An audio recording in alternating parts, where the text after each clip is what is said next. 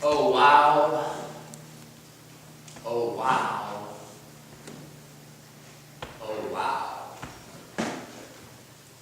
It was revealed this week that those were the final words of Steve Jobs before he passed away from pancreatic cancer last month. Oh wow. Oh wow. Oh wow. Steve Jobs was the founder of Apple Computer and is considered by nearly everybody on the planet to have been a technological genius. He was a showman who knew how to present exciting new technologies in ways that made them be things people wanted. In fact, he didn't just create products for markets, he created markets for products, convincing people that they needed what he had. And whether it was an iMac, an iPod, an iPhone, or an iPad, those who were lucky enough to have been present for the unveilings often left with two common words on their lips. Oh, wow. And so it seems fitting that this man who created so many wow moments for others in the world would, at the end of his life, be left with one of his own. Oh wow. Oh wow. Oh wow. To be fair, we really have no idea what he meant by that. We have no way of knowing what was going on in his heart or mind or soul in that moment that can only be expressed with those 6 words, but there is something about them that is striking. Not that we're surprised. Those of us who have had the privilege of walking alongside someone as they prepare for that undiscovered country know that death often has a way of putting things in perspective. That it often forces us to see the world differently. To remember what really matters. Perhaps that's why, if we're really honest, exclamations like these at the end of one's life leave us feeling a bit uneasy. On the one hand, they offer us hope. Hope that those things we don't understand might finally be revealed at the end of our lives. Oh, wow. Hope that it's never too late to see the world in a new way. Oh, wow. Hope that there is something more to life. Oh, wow. On the other hand, it reminds us, whether we like it or not, our moment is coming. And it is possible to get through life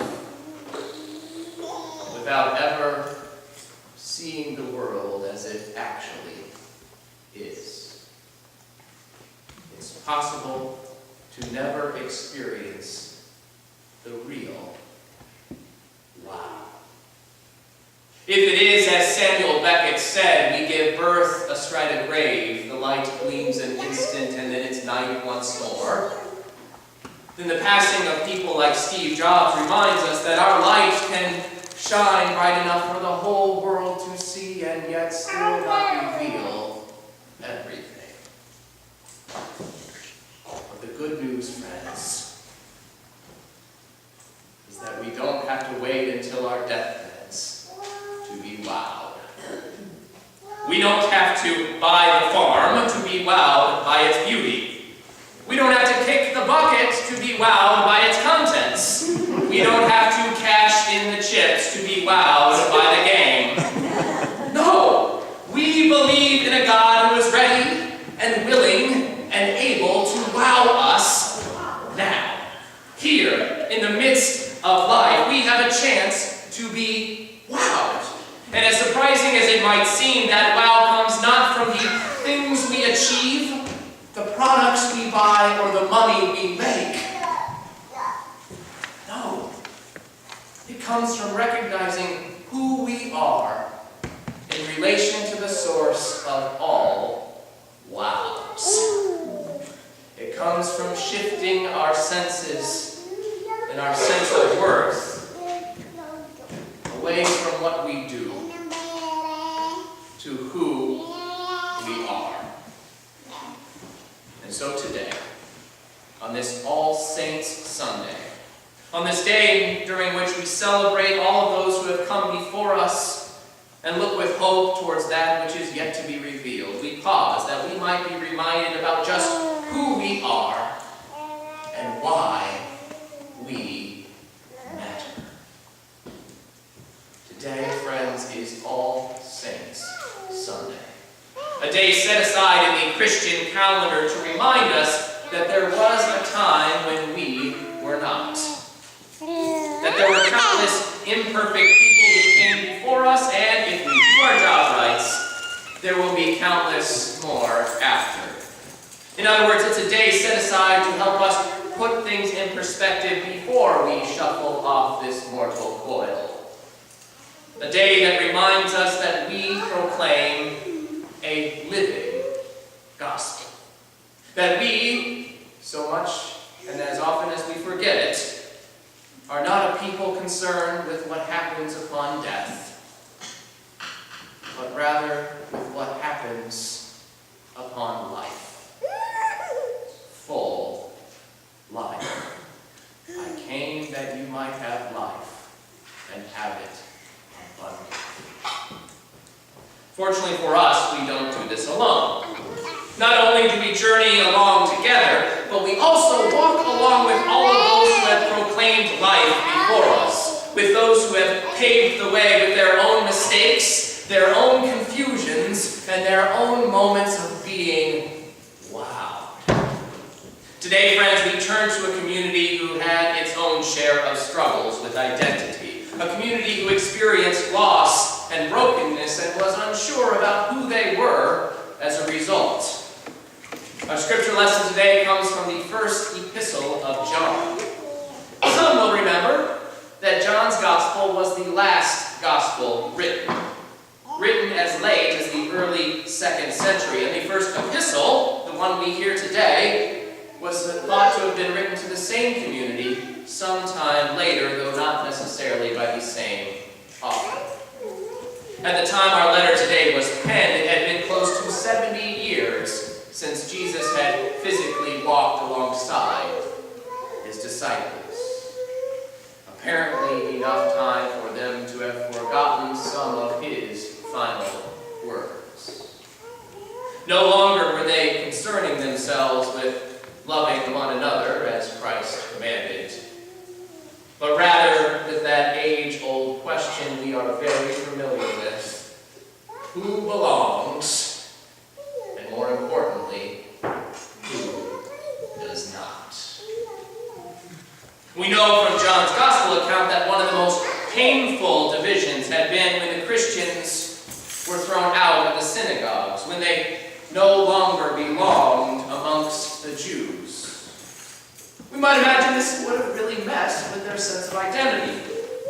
They were a people who recognized themselves as Jews. They practiced Judaism, and then that part of their identity was ripped away from them. They no longer belonged in the same way that they did before. Certainly those who during the last few years have had to deal with the frightening realities of job loss know something about what this is like. The truth is, in our culture, for better or worse, we are defined by our jobs. It becomes the way that we understand ourselves. As long as we are trading in the market, working on the line, driving the truck, cooking for our kids, teaching in the classroom, studying in the library, we know who we are. But when those things are taken away, as they can be, we don't know where we belong. And in those moments, we often seek security in those groups we still think form us. Our families, our churches, our political parties. But sometimes, even those can start to collapse. And we find ourselves not knowing where we belong. The Epistle of John is written on such an occasion.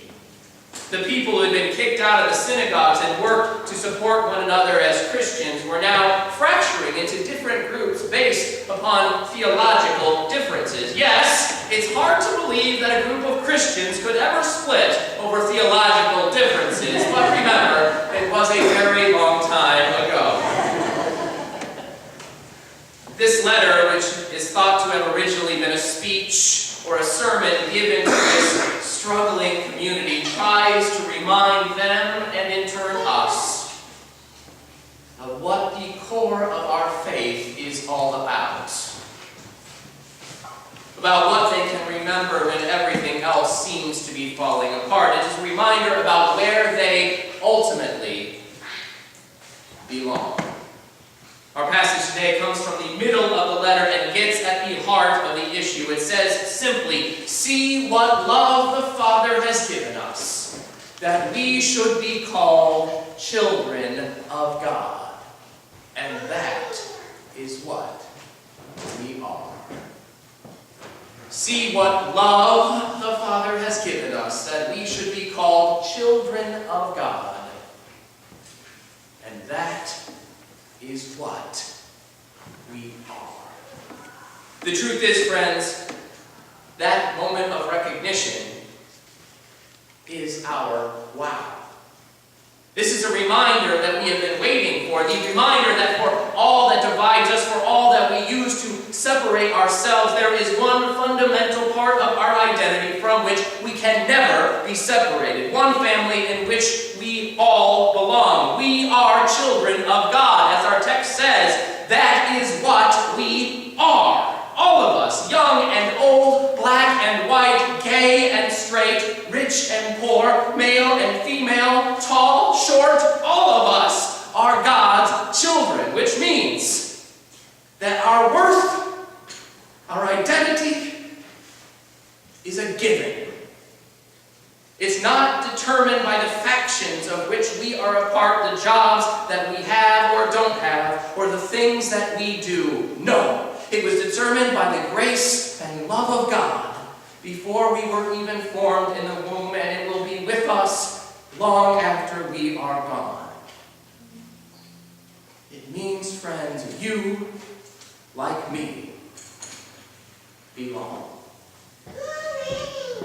You, like me, belong. The trick is to recognize it early enough in life to be able to live like it. Friends, that is our wow moment. That recognition is our wow moment or moments. It's what John Wesley spoke about as the moment of justification, the moment when we recognize the grace of God through Jesus Christ, which has been with us from the very beginning, a blessed assurance that frees us to live our lives fully. For some of us, this moment of recognition comes early. For some of us, it comes late. And for some of us, it never comes. But as the text goes on to remind us, beloved, we are God's children now. Beloved, we are God's children now. Whether we recognize it or not, whether we have had that wow moment or not, doesn't change the fact that we are God's children now. To be clear, this doesn't mean that we should just sit back and be satisfied with our own recognition of this. No, good news is meant to be shared. We want others to have that wow moment too, not so that they will be like us, or look like us, or smell like us, but so that they can fully live like us. For Wesley, after justification came that slow and steady walk toward Christian perfection that he called sanctification. It is the time we live after our wow moments. The author of our letter today talks about it as becoming more and more like Christ. We start to live more and more into the image that was set before us in the person of Jesus. A life in which we love God and love our neighbors fully. The good news is that we don't do it alone. We walk with one another. And we journey alongside all of those who have come before us. The communion of saints who carried the burden long enough and long before we were ever wowed. Think about the countless people who over the course of the last 132 years have sat where you are seated and tried to figure this Christian thing out. Did they achieve perfection? Not that we know of. But at least they cared enough to share with us what others had shared with them. Friends, on this All Saints Sunday, our hope, indeed our prayer, is that someday others will gather in places like this, having heard the way that we fed more sheep, having picked up the mantle that we left for them. And when they hear that good news that we have helped preserve, however imperfectly, for them, we can only imagine that their response will be something like, "Oh, wow,